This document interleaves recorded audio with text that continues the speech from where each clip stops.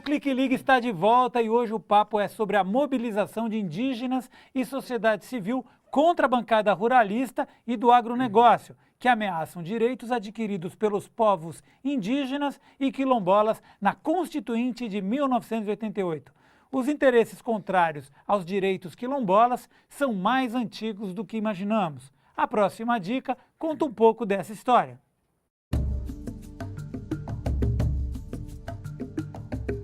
A Fundação Palmares tem como principal objetivo combater o preconceito racial e preservar a cultura afro-brasileira. O nome da fundação é uma homenagem a Zumbi dos Palmares, um dos mais importantes e representativos líderes quilombola. Os links Calendário Internacional da Cultura Negra e Personalidades Negras oferecem uma verdadeira aula de história sobre a luta do movimento negro no Brasil e no mundo. Na agenda cultural, você encontra um panorama dos eventos e ações promovidas pela Fundação.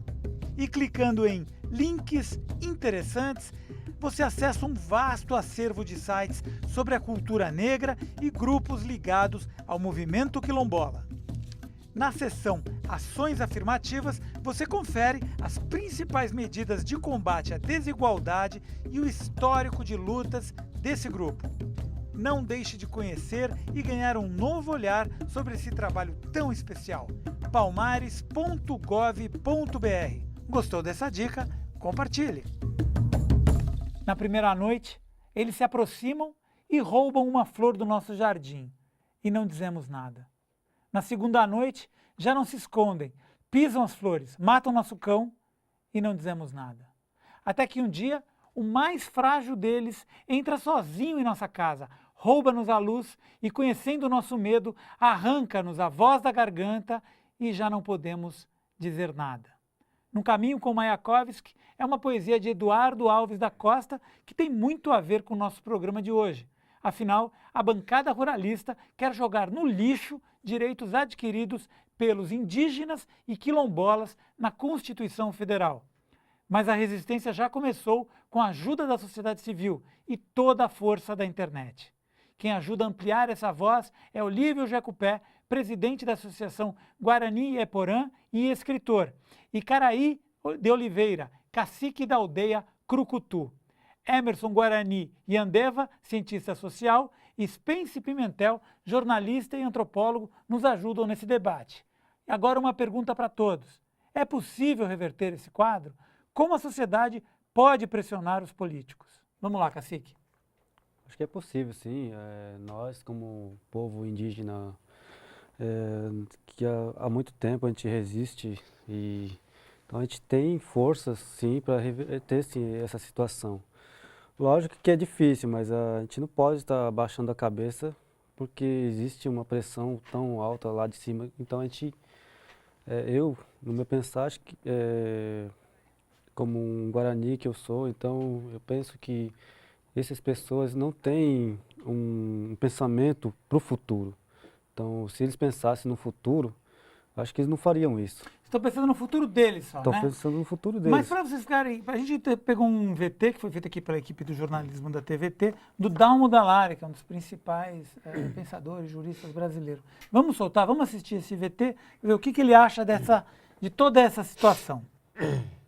Para o jurista Dalmo Dallari, a Constituição Brasileira de 1988 representa o que há de mais democrático na história do Brasil.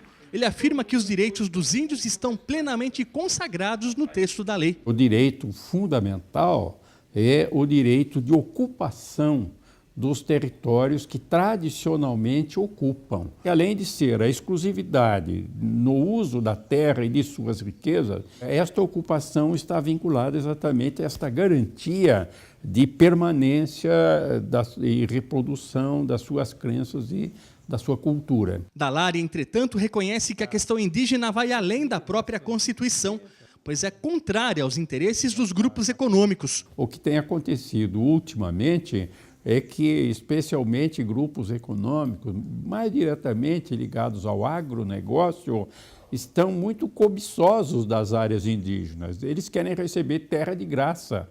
E então estão organizados, e aí então o Senado tem tido um papel negativo muito ruim porque lá se concentra uma das principais frentes do agronegócio.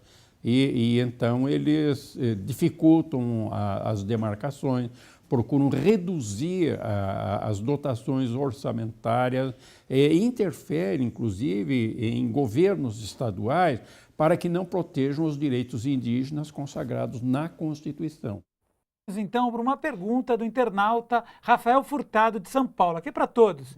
O que vocês acham de pessoas que pensam que os índios têm mais terras do que precisam? Ouvi uma pessoa citando isso e fiquei indignado. Primeiro eu acho que uma pessoa que pensa assim é maluco da cabeça, né? Porque todo o território brasileiro era dos povos indígenas em 1500. Com a chegada dos portugueses, perdemos tudo. Então, o que a gente luta é para que a gente não perca o que temos, né? Então, as pessoas não entendem a cultura indígena no Brasil e começam a falar que é muitas terras, né? E não é. O mundo indígena é sempre diferente do mundo do branco. O branco, ele pega um quintal, ele faz um prédio, faz qualquer coisa, faz uma indústria. O mundo indígena não. O mundo indígena tem uma cultura que era diferente. Então, a gente precisa dessa terra para sobreviver, tanto na caça, na pesca, material para fazer artesanato, e ter seu espaço para você sobreviver. Então, as pessoas não conseguem entender isso. Então, isso que é o absurdo que a gente escuta todos os dias. Pense, a gente viu aqueles índios, acho que tem diamante, cinta larga, a mídia mostrou muito isso, né? Índios que tinham poder aquisitivo, etc. Como é que é isso? Olha, existe um problema, né, com relação à imagem que o brasileiro médio muitas vezes alimenta a respeito dos povos indígenas. A mídia, em geral, costuma dar espaço sempre para os índios amazônicos, né? As pessoas têm aquela imagem um pouco dos indígenas do Xingu, indígenas, como se ser indígena tivesse necessariamente relacionado a estar na floresta da Amazônia. Mas a realidade é que a gente tem, hoje, mais de 50% da população indígena no Brasil, que são 896 mil pessoas, segundo o censo do IBGE de 2010, vivendo fora da Amazônia, né? Então, na verdade, a gente tem aí, por exemplo, o maior povo indígena do Brasil, se a gente juntar os Guarani do litoral com os Guarani aqui de Mato Grosso do Sul, o maior povo indígena do Brasil não está na Amazônia, são os Guarani, né, tomados como um todo, né? E isso é pouco, quer dizer, as pessoas então, quer dizer, quantos programas, você já deve ter visto vários Globo Repórter, vários programas, esses programas de documentário, etc e tal, mostrando aldeias na Amazônia. Agora, quanto se vê na mídia mostrando o que é o Jaraguá, o que é Tenondeporã, que são aldeias que estão aí do lado de São Paulo, as aldeias do litoral, da Mata Atlântica, as aldeias da região sul, as aldeias do Nordeste. Assim, essa imagem, esse indígena, que é a maioria hoje, é que a população não tem a imagem dele, não tem acesso à imagem dele por causa desse bloqueio da mídia, né? E o agravante é o seguinte, 98,6% das terras indígenas estão na Amazônia. Então, mais da metade da população indígena que está fora da Amazônia só dispõe de 1,5% das terras indígenas. Então, essa a realidade que é desconhecida, é a realidade que é pouco retratada pela mídia, e é isso que as redes sociais têm, esse bloqueio que a internet e tudo isso tem permitido que a gente fure, né? Mas ainda é pouco conhecido. Então, provavelmente, como o Olívio disse aí para o sujeito que diz isso, né, que ele é maluco, eu diria, bom, ele nunca deu nem, se ele mora em São Paulo, ele nunca deu nunca se deu o trabalho nem de ir ali ao Jaraguá, né, onde tem uma aldeia indígena do lado da Rodovia dos Bandeirantes, na porta de entrada ali do Parque do Jaraguá, e ali você pode ver uma situação extrema, mas muito representativa, da realidade que vivem os indígenas aí da região centro-sul, né? E a gente tem favelas aí em São Paulo formadas por indígenas imigrados de regiões pobres do Nordeste. Quer dizer, isso também é representativo, muito representativo do que é a realidade indígena hoje. E esse déficit de entendimento de uma parte da população é que leva, eu acho que é esse tipo de preconceito. Legal, deixa eu chamar o Emerson também, que você tinha pedido a palavra. Diga, Emerson. Então, eu acredito o seguinte também. Muito do que incomoda na população e até por parte de pessoas que possuem essa opinião é que quando começa a perceber, né, que existe aí um certo renascimento, até como diria aí Eduardo Viveira de Castro, né, quando é o renascimento na Europa, de povos da Europa, e é muito bonito e ele entra dentro dos livros de história. Mas se a gente for pensar a questão do renascimento dos povos indígenas, que hoje estão aí passando por todas as dificuldades por conta da questão desses ruralistas que tentam a todo custo tomar as suas terras, não existe um renascimento, porque é aí que entra a questão de que você colocou agora de Palmares ou da comunidade quilombola, é a questão do preconceito.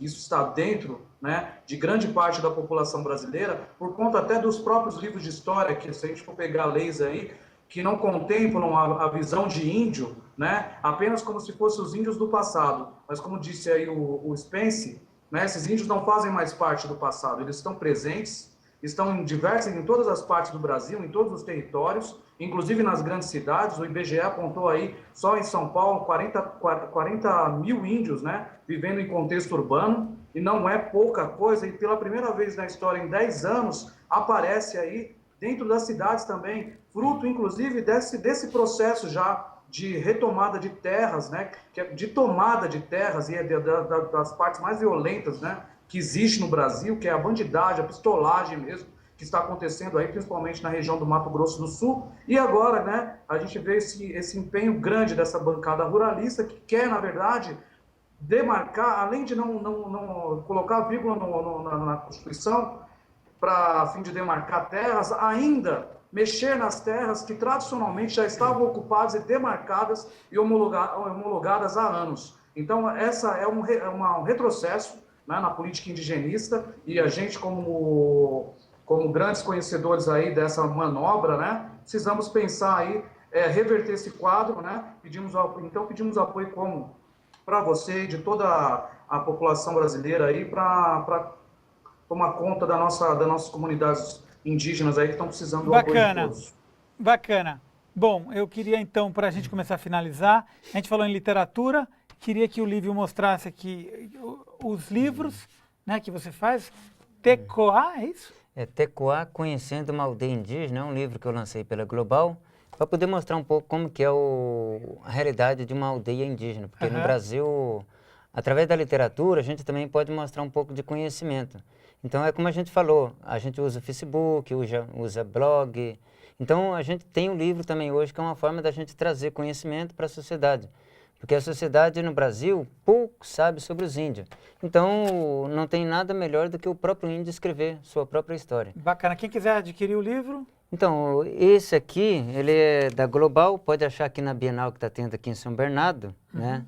E a DCL, que é outro livro que eu tenho, e Bacana. pode achar pela editora DCL, ou se alguém for chegar lá na nossa aldeia, no Curucutu, eu tenho lá para os professores conhecer, ou quem aparecer por lá, né? Bacana. Então agora vamos fazer um pedido aí para as pessoas participarem do evento de amanhã e vamos finalizar. Diga, Cacique. Chama Cheuta Nyandep. Amba chao com aí potapa e quai gui ajepa por aí para te quai oi potá com carure gente quai para aí. Queria convidar todos para participar amanhã, que é uma causa nobre. Eu acho que é importante estar todo mundo participando. Legal. Gente, com isso a gente encerra o programa. Obrigado a vocês que participaram via Skype, e a vocês que estiveram aqui, e a você que mais uma vez nos acompanhou até aqui. Você pode assistir os programas do Clique Ligue e também a nossa programação pelo portal tvt.org.br. Acompanhe a gente também pelas mídias sociais, facebook.com/redetvt, e no Twitter é só digitar @redetvt. A gente se encontra aqui na semana que vem ou a qualquer momento pela web. Tchau, tchau.